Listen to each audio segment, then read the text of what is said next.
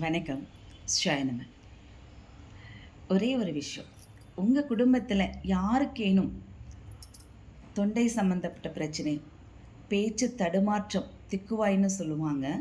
நாம் அதை சொல்லும்போது அவங்களுக்கு சங்கடமாக இருக்கும். அதனால் அந்த வார்த்தையை சொல்லக்கூடாது. பேச்சு தடுமாற்றம் இருக்கக்கூடிய குழந்தைகள், பேச்சு சரிவர வராமல் இருக்கக்கூடிய குழந்தைகள்.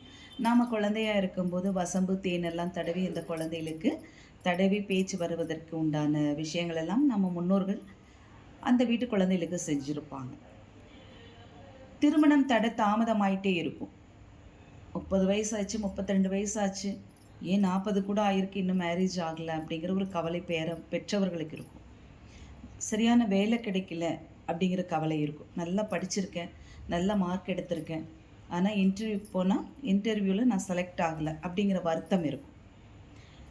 இடம் வாங்கியிருக்க வீடு கட்ட முடியல அப்படிங்கிற ஒரு கவலை இருக்கும். கட்டின வீடு பாதியிலேயே நிற்கிது அப்படிங்கிற ஒரு கவலை இருக்கும். இப்படி பலதரப்பட்ட கவலைகள் ஒருவருக்கு இருந்துகிட்டே இருக்குது அப்படின்னா, ஒருவருக்குல பல பேர்த்துக்கு இருக்கும்.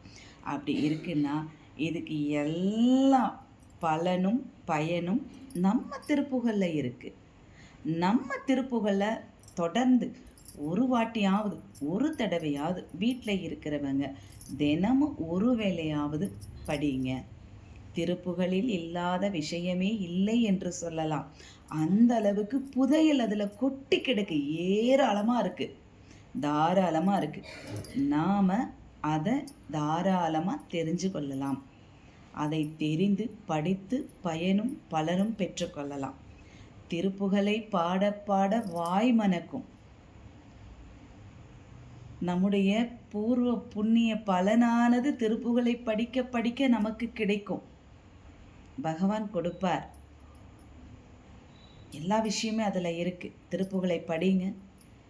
அருமையான அது ஒரு பலனையும் பயனையும் பெற்றுக்கொள்ளுங்க. திருப்புகளிலிருந்து எம்பெருமான் கொடுப்பதற்கு காத்து கொண்டிருக்கின்றார். ஷாயனம.